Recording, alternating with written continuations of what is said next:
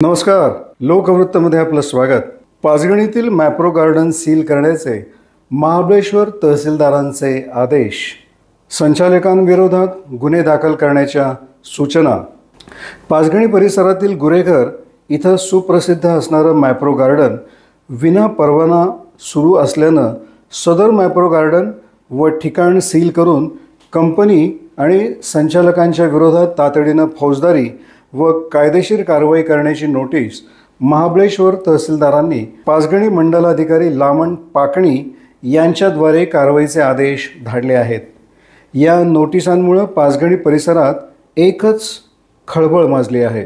गुरेघर तालुका महाबळेश्वर येथील survey number 15/1/2 मधील Mapro garden विना परवाना सुरू असल्याची धक्कादायक माहिती महाबळेश्वर तहसीलदारांनी एका नोटिसीद्वारे समोर आणली आहे। याबाबत संबंधित कंपनीचे सर्व संचालक यांच्यावर तातडीनं फौजदारी व कायदेशीर कारवाईचे आदेश देखील दिलेले आहेत। याबाबत वाई उपविभागीय अधिकाऱ्यांच्याकडील पत्र क्रमांक जमीन कावी /1026/2024 28 डिसेंबरच्या पत्रानुसार सदर मॅप्रो गार्डन व परिसरातील जागा यांचं प्रत्यक्ष पाहणी करून पंचनामा करण्याचे आदेश देखील महसूल विभागातील महाबळेश्वर तहसीलदार यांनी दिलेले आहेत।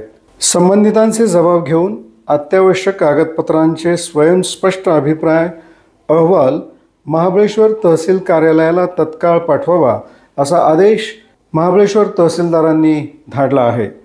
पाचगणीच्या लगतच असणाऱ्या गुरेघर परिसरातील मॅप्रो गार्डनवर यापूर्वी देखील अनेक तक्रारी झाल्या होत्या। त्या संपूर्ण तक्रारीचा पाढा आता पुन्हा एकदा या कारवाईच्या अनुषंगाने समोर वाचला जाणार आहे। मॅप्रो गार्डनच्या परिसरातील असणारी वाहतुकीची कोंडी हा देखील चर्चेचा विषय झाला आहे। आता मॅप्रो गार्डन विनापरवाना सुरू असल्याची धक्कादायक माहिती समोर आली आहे।